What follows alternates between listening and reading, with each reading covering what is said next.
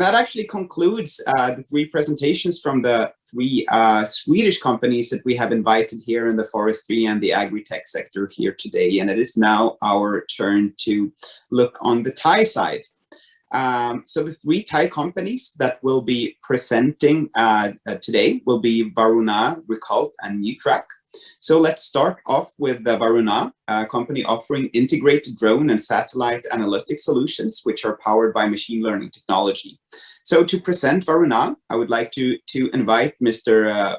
Panunya Charoen Sawadpong, the company's CEO and co-founder. Also excuse my botched pronunciation.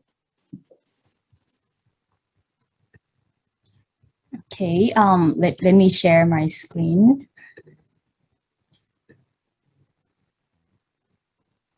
Okay, so thanks everyone for attending this session. And today I just talk about our VARUNA introduction and how we enter the smart forestry. So first, we are a very new company, a small startup under AI and robotic venture founded last year. Our expertise is in drone, satellite data analytics, and machine learning. Today, we have worked with many corporate partners as well as the government in 4 areas, including smart farming, smart forestry, smart credit, and service matching. For VARUNA, we see the importance of the data, and we would like to grow with data, harvest with intelligence, and would like to welcome every partner to help develop sustainable solution for Thai economy. So our journey for smart forestry starts last year when we see the environmental impact, which is a very high concern, and it will definitely impact our quality of life for a very long time. So VARUNA tried to reimagine what has been done here and try to recreate the biodiversity as well as restore the forest. And to begin our story, I just would like to share a small video, a short clip explaining our smart forestry solution. Okay, and I will hand over to our organizer team.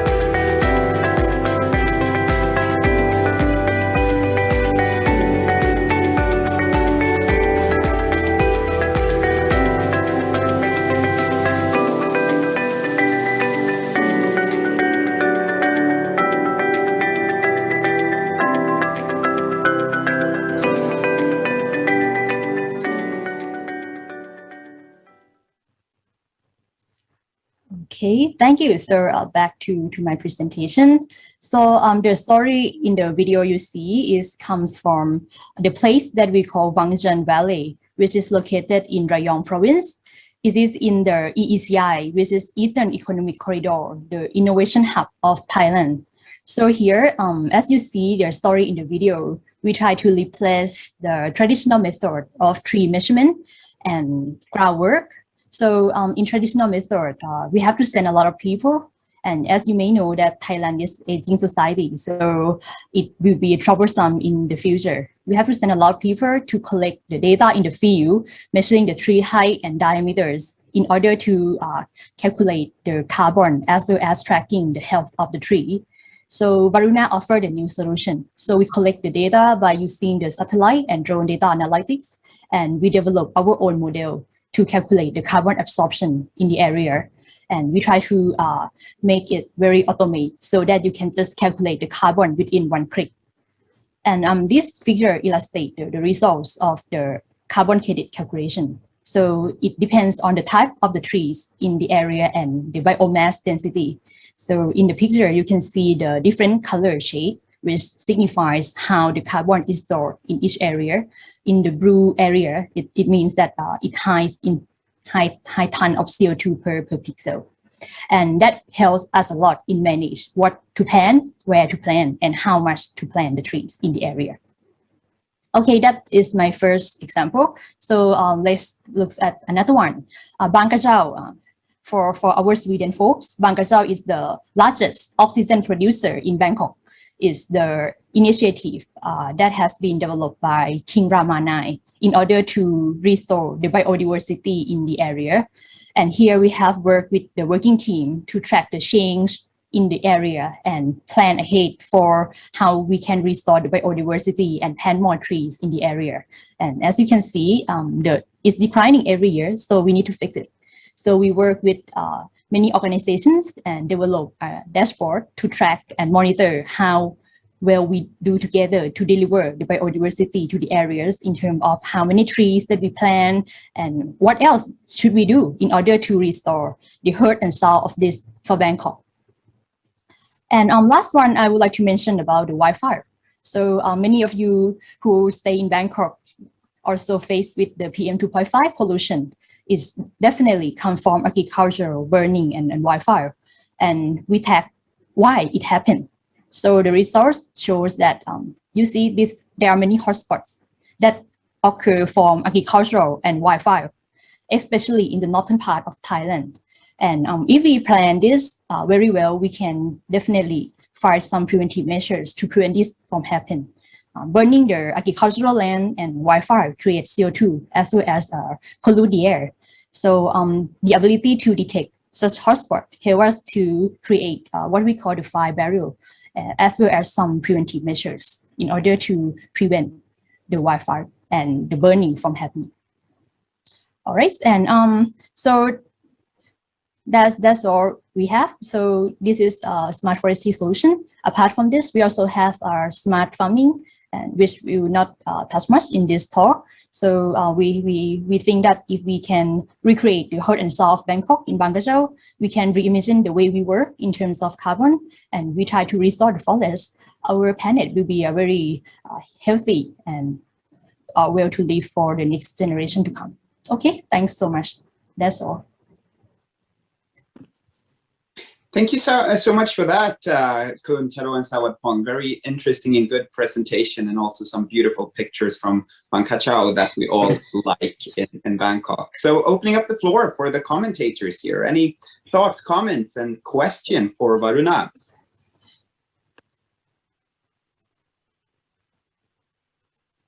Well, I may start.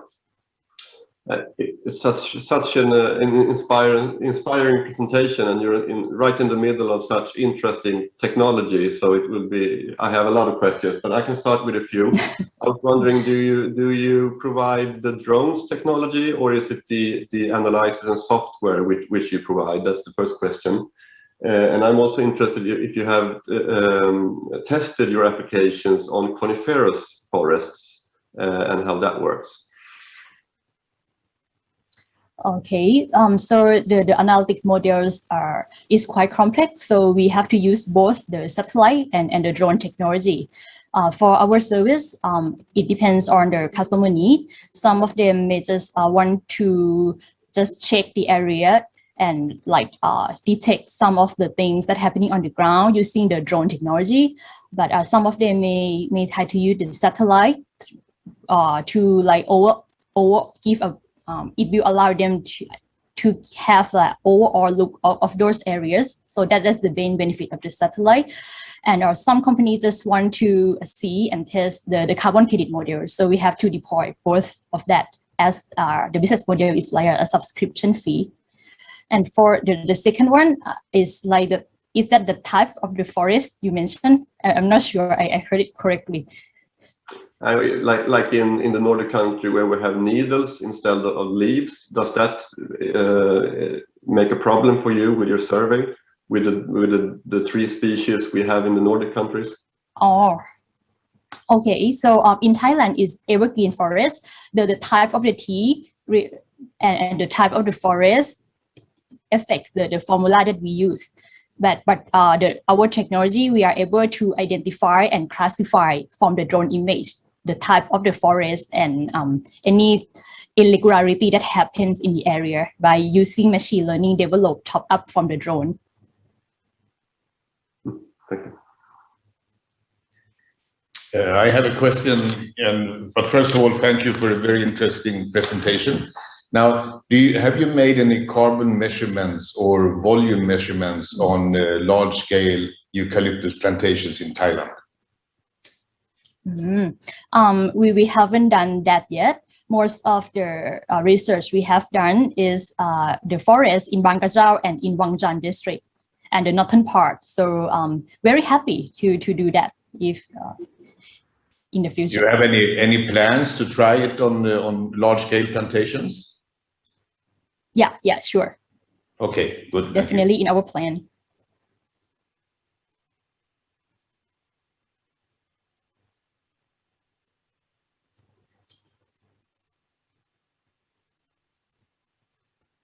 Now I may ask also a question that's a bit similar. So your main customers today, that's government bodies and so on. So you don't have that many private enterprises. And if you can explain a little bit about the business model going forward, would you do as a consultancy going in and do these calculations, or do you sell? You mentioned you had a subscription for the carbon credits, if I understood correctly.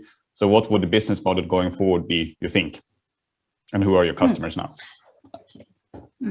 All right. So our customers are mostly the enterprise, the corporate enterprise, as well as the government, but not much of the government. Most of them are like the corporate who has the project that aims to restore the forest and going toward the ESG goals.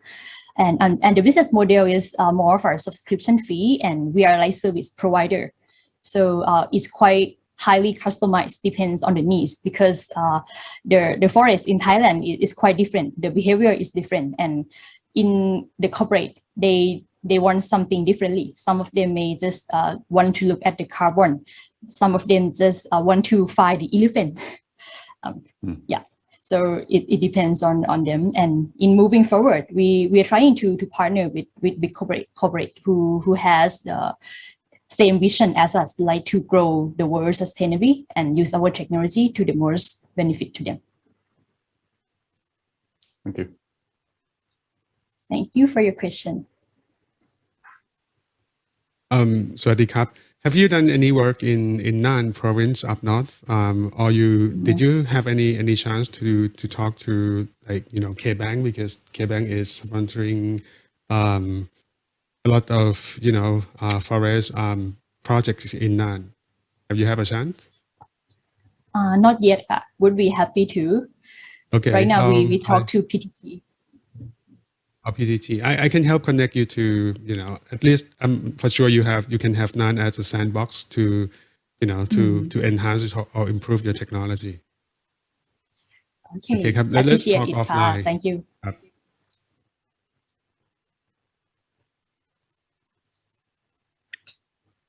And another question, perhaps. I was wondering, you have done some monitoring of biodiversity elements. Have you tried that as well in natural forest, where you're not, which is not in need of restoration? Have you tried that and found elements to survey natural forests in biodiversity approach? Okay. So right now we more like doing it in the sandbox to prove our technology.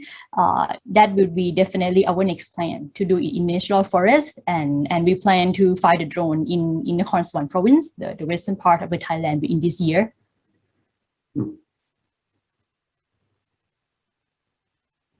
And maybe one more. I was wondering, we mentioned a bit about the drone data or the satellite data. What is your view on the future? Which will be the most interesting way to go for you on drone versus satellite data? I think both technology has its own advantage. For the satellite, it's able to cover a large area, but the analytics and accuracy have to be trade-off. For the drone, it can be deployed and give you more precision. And of course, it has to be trade-off with the time. So I see the use case of the drone and satellite differently, but in the future, it has to be combined. For example, like we train the drone data, the drone image with human. So we can train the satellite data with the drone image as well. So I see all of this technology combined together to provide a solution. And at some point, it has to be economical benefit because the cost of the drone is high, the cost of satellite is cheaper. But if you trade off everything like the man-hour, the accuracy, the time and resource, at some point, the combination of the technology will win.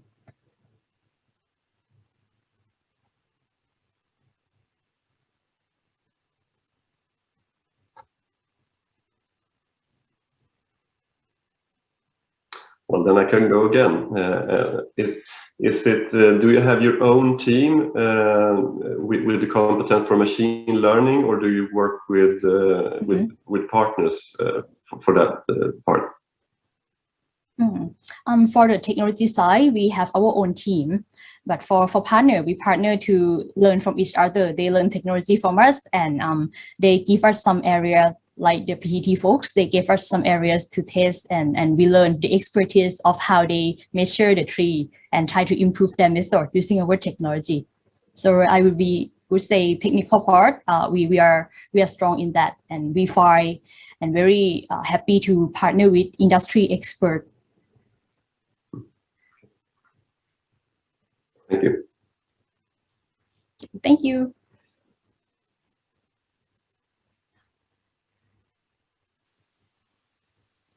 If no questions, I have a question to Fredrik here. I know that you've been asking a lot of questions yourself, but I wonder, do you have any recommendations or experience from the Swedish context to recommend to VARUNA when it comes to developing and further commercializing their solution? Well, I think we've been into it. I think, I mean, you're right in the middle of the interesting technology, which all of us are looking for at the moment. And I think the ones that are going to be the most prosperous is the ones that find the software and the solutions. For us, it's the coniferous forest, of course. I mean, our spruce and pine forest, and the ones that are the best to identify our data and to interpret that. I think that's the ones that are going to be the most prosperous. So you really need to find the machine learning for the data available in different areas, because I think that will vary depending on where we are in the world. So the best will be the most luckiest. Okay. Actually, one last question. One last question for Sure. me. I'm sorry. Given the same technology, still drone, computer vision, and machine learning, in the future, are you open to other use cases beyond just forestry? I'm just wondering, because I have other use cases that I think is applicable to the technology that you have. Yes, apart from smart forestry, right now we do our smart farming and very open. If the model we have can apply to any data, I think it's the basic of machine learning. Once we do the method, we can plug in any data and use case as you may have. So very happy to do that. Thank you. All right, sounds good. Thank you, Kap. สวัสดีค่ะ Thank you so much for that, Ms. Payunja, for your very interesting presentation and also good and insightful answers to the questions.